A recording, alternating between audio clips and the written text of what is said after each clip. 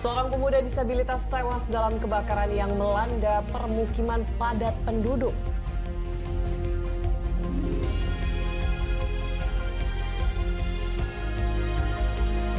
Ini sinyak maya masuk sinyak maya. Turis asing di Bali kembali berulah. Mereka tidak mau membayar tiket masuk di objek wisata. Itu dia! Gol yang sangat baik pemirsa yang didapatkan. Hadapi Kolombia di final, Argentina incar gelar back-to-back di ajang Copa America 2024.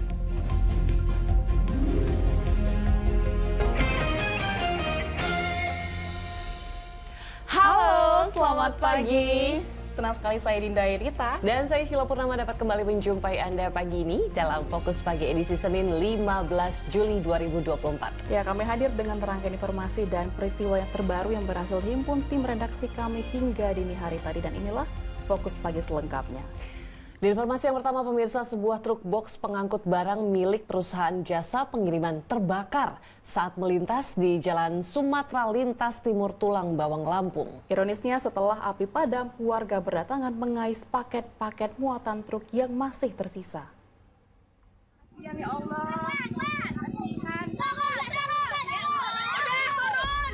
Api disertai asap tebal yang keluar dari bagian box truk yang terbakar sempat membuat warga panik. Allahu Akbar. Tolong pemadam. Informasikan. Petugas pemadam kebakaran yang kemudian tiba di lokasi langsung berjibaku mencoba memadamkan api yang bersumber dari dalam box truk. Pemadaman tak mudah dilakukan karena petugas harus mencari sumber api di antara tumpukan paket yang menjadi muatan truk. Banyak yang tumpukan barang, jadi kendala untuk memadamkan api masih agak terhambat karena bukan cuma untuk memadamkan aja, tapi kami harus membongkar dulu isi dalam barang tersebut supaya air yang kita semprotkan untuk memadamkan tersebut bisa menuju ke titik api. Terjebak. Kebakaran truk box milik perusahaan jasa pengiriman ini bermula saat truk melaju di Jalan Sumatera Lintas Timur. Begitu tiba di Kelurahan Menggala Tengah, Menggala Tulang Bawang, tiba-tiba kepulan asap tebal muncul dari bagian belakang truk yang mengganggu jarak pandang kendaraan di belakang. Truk pun dihentikan. Ada api dalam mobilnya, langsung ke sini. Dalam box itu ya? Iya, dalam box. Entah dari mana apinya, nggak tahu juga. Sempat panik juga Pak ya? Ya, oh jelas panik. Semua orang sangat takut ini kena rumah. Setelah api bisa dipadamkan, warga berdatangan untuk mengais paket-paket muatan truk yang tersisa dan berserakan di tepi jalan. Ari Susanto melaporkan dari Tulang Bawang, Lampung. Sebuah gudang pupuk di kawasan Kembangan, Jakarta Barat ludes terbakar pada Minggu siang. Sementara di Samarinda, Kalimantan Timur, seorang pemuda disabilitas tewas dalam kebakaran yang melanda permukiman padat penduduk. Warga di Jalan Sentosa, Sungai Pinang dalam Samarinda panik saat melihat rumah mereka dilalap si jago merah. Petugas dan relawan pemadam kebakaran berjibaku memadamkan api yang terus membesar. Bangunan yang terbakar terdiri dari 4 rumah tinggal dan 1 rumah kontrakan 6 pintu. Warga menyebut kebakaran ini diduga akibat ulah anak disabilitas yang bermain api. Korban juga tewas akibat terjebak dalam kebakaran. Polisi memastikan akan menurunkan tim Puslap 4 untuk menyelidiki kejadian tersebut.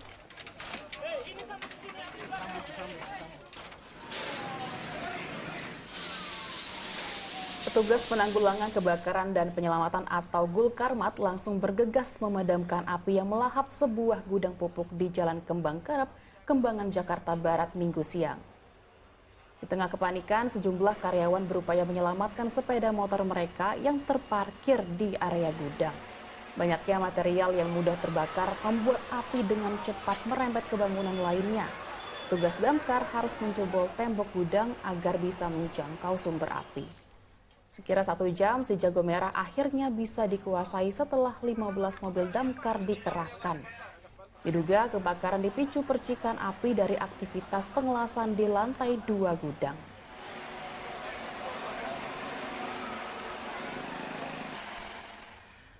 Pemirsa, turis asing kembali berulah di Bali. Kali ini mereka tidak mau membayar tiket masuk di objek wisata Pantai Geger Nusa Dua Badung, Bali. Petugas yang menghalangi para turis untuk masuk objek wisata bahkan sempat didorong salah satu turis. Namune sinyak maya masuk, sinyak maya. Beberapa turis asing nampak berjalan menerobos portal di pintu masuk objek wisata Pantai Geger Nusa Dua Badung. Seorang petugas penjaga pintu portal yang sempat menghalangi turis asing tersebut masuk objek wisata bahkan sempat didorong oleh salah satu turis. Aksi tak terpuji turis itu pun sempat diunggah warga di media sosial. Terkait hal tersebut, Menteri Pariwisata dan Ekonomi Kreatif Menparekraf Sandiaga Uno saat ditemui di Jembrana, Bali menyatakan perlu dilakukan tindakan tegas terhadap para turis yang berulah di Bali. Guna mengantisipasi hal serupa kembali terjadi, koordinasi dengan pihak imigrasi juga telah dilakukan. Kita harus tegas karena sudah ada peraturan undang-undang dan kami terus berkoordinasi dengan imigrasi. Saya memberikan apresiasi imigrasi bertindak cepat. Saya lihat dari Instagramnya Pak Dirjen, beberapa penertiban telah dilakukan dan itu kami lakukan. Sebelumnya, turis asing berulah di Bali dengan nekat duduk di pintu mobil saat mobil tengah melaju. Ada juga turis yang berlari di jalan raya hanya menggunakan handuk. Kemenparekraf mengapresiasi pihak imigrasi yang telah melakukan langkah cepat dalam mendeportasi ratusan turis bermasalah dari Bali bulan lalu. Langkah tegas memang dibutuhkan dalam upaya penanganan turis berulah di Bali, agar citra Bali sebagai destinasi tujuan pariwisata dunia tidak dirusak segelintir turis nakal yang berlibur ke Bali. Putu Setiawan melaporkan dari Kabupaten Jembrana, Bali.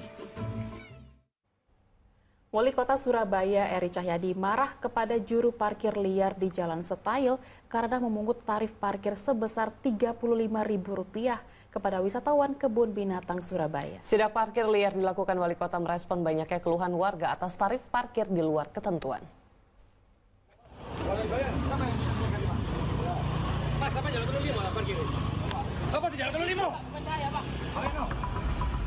Kemarahan Eri Cahyadi, Wali Kota Surabaya memuncak usai dirinya mendapati juru parkir liar yang menarik tarif jauh di atas ketentuan tarif resmi dari pemerintah Kota Surabaya.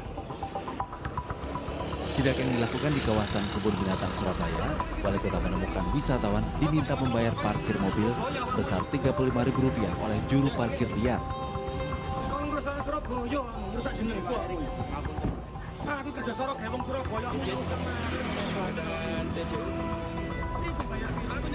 Wali Kota mengumpulkan anggota Disub Kota Surabaya yang berjaga di kawasan wisata KBS. Ia meminta anggota Disub melakukan penjagaan di setiap tempat wisata dan taman kota, serta melakukan penertiban terhadap juru parkir liar.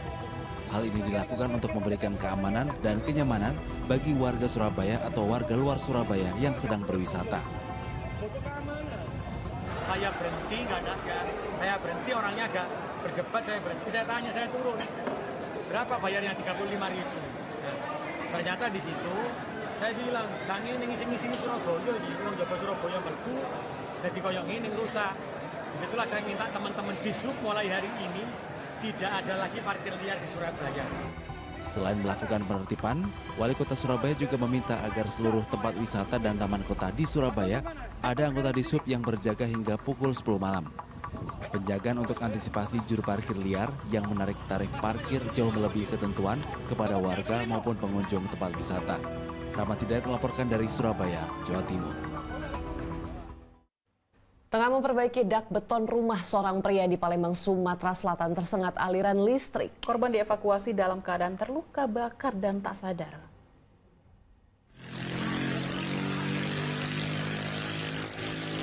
Lelaki berusia 50 tahun ini harus dievakuasi setelah tersetrum aliran listrik dengan tinggi saat memperbaiki dak beton rumah di Jalan Seniman, kawasan Jakabaring, Palembang, Sumatera Selatan minggu siang.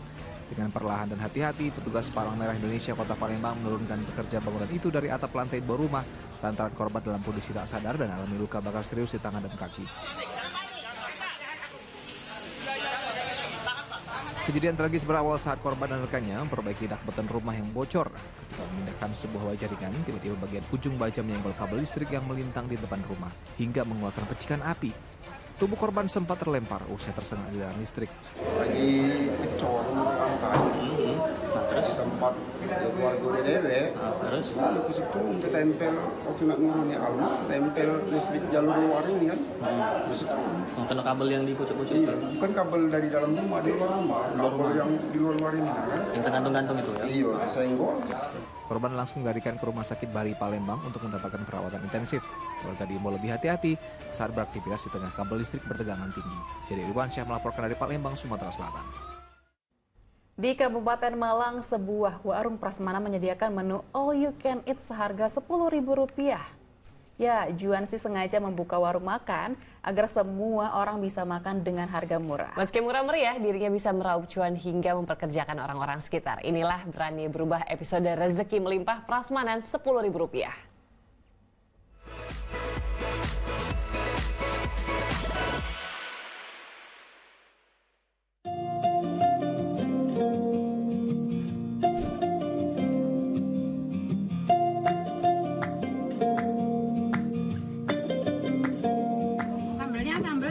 Saya memulai usaha ini tahun 2007. Tujuan membuka warung makan ini supaya orang-orang puas untuk memilih yang bermacam-macam menunya. Jadi tinggal pilih biar semuanya bisa senang.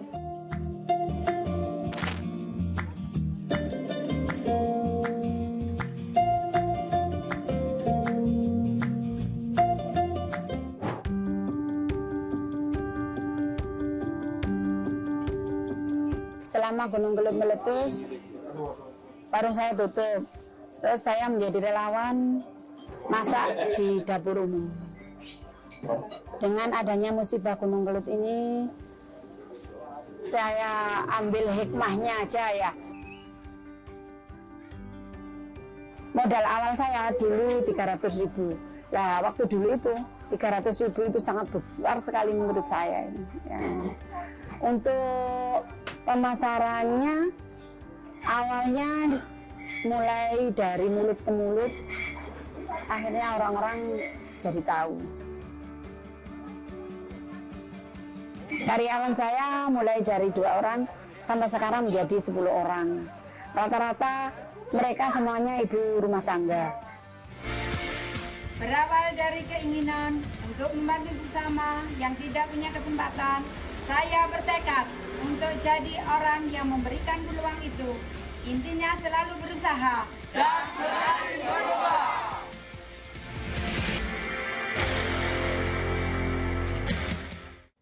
Kita beralih ke informasi dari lapangan hijau. Pemirsa, Timnas Indonesia harus mengakui keunggulan tuan rumah Hong Kong dalam laga FIFA Women's Match Day.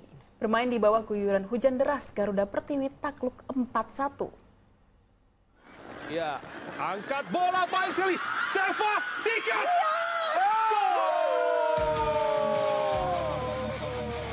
Tim nasional Indonesia wanita melakoni laga tandang kontra Hong Kong dalam laga FIFA Women's Match Day yang berlangsung di Hong Kong Football Club Stadium Minggu waktu setempat.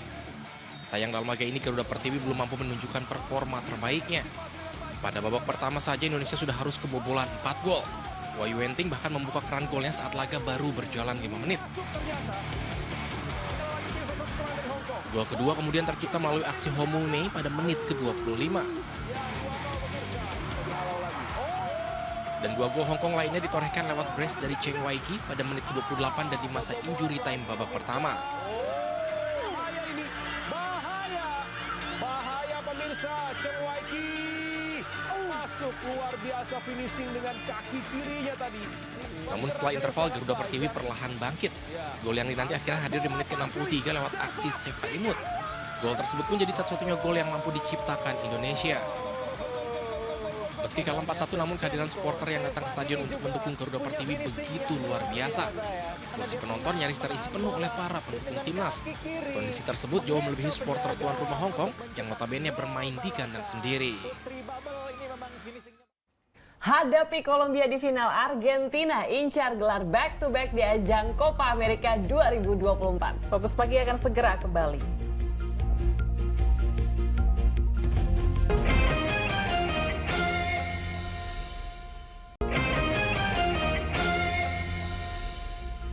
Dari ajang Copa America 2024, Uruguay sukses menempati peringkat ketiga. Keberhasilan itu diraih setelah Luis Suarez dan kolega mengalahkan Kanada lewat babak adu penalti.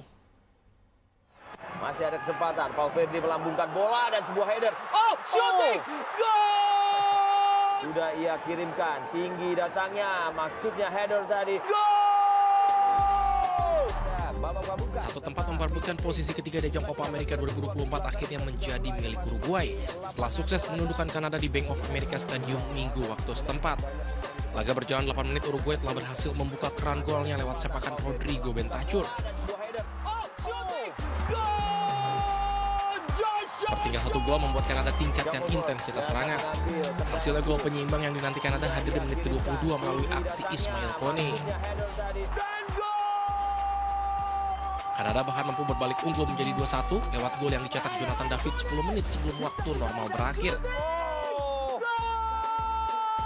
Sayang kemenangan Kanada yang sudah di depan mata sirna di masa injury time setelah Luis Suarez memaksa Danny St. Clair memungut bola dari gawangnya. Skor 2-2 membuat laga dilanjutkan ke babak adu penalti.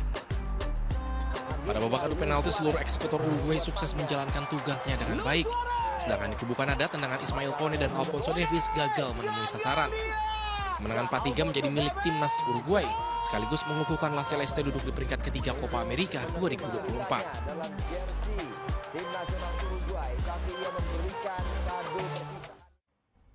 Argentina dan Kolombia resmi bertemu di final Copa America 2024. Duel ini bagai raksasa melawan kurcaci. Kolombia baru sekali menjadi juara menantang Argentina yang telah 15 kali menjuarai Copa America.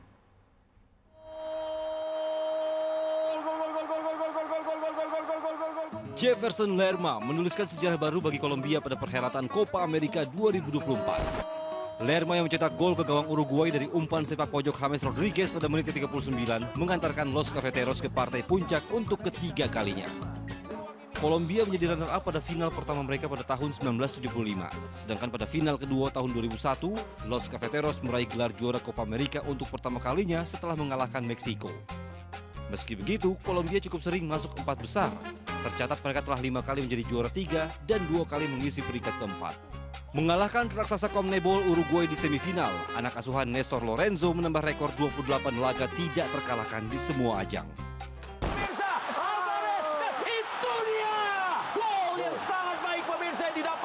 Sementara itu tim Tango melaju ke final setelah menang 2 gol atas Kanada yang dicetak Alvarez dan Lionel Messi di semifinal. Ini merupakan final ke-30 bagi Argentina di Copa America. Skuad putih biru langit telah 15 kali keluar sebagai juara dan 14 kali berakhir sebagai juara kedua. Di atas kertas, laga Argentina versus Kolombia sebagai pertarungan raksasa melawan kurcaci. Dari 18 pertemuan sejak 2003, sang juara bertahan 7 kali keluar sebagai pemenang. Kolombia hanya mampu 4 kali menang, sedangkan 7 laga sisanya berakhir imbang. Jika menang pada final Copa America 2024, Argentina bakal menjadi tim tersukses dengan piala terbanyak di turnamen tertua di dunia itu. Tapi tentu saja Kolombia tidak tinggal diam dan berambisi mencetak sejarah meraih gelar kedua Copa America. Ya pemirsa, laporan tadi menutup kebersamaan kita dalam Fokus Pagi kali ini. Dan jangan kemana-mana, sesaat lagi akan tayang Mega Series Magic 5 dilanjutkan Copa America USA 2024 final Argentina versus Kolombia pagi ini pukul 6.30 waktu Indonesia Barat, live eksklusif di Indosiar dan video. Ya, mewakili redaksi dan kerabat kerja yang bertugas, saya Dinda Ayudita. Dan saya Sheila Purnama pamit undur diri, selamat beraktivitas, sampai jumpa.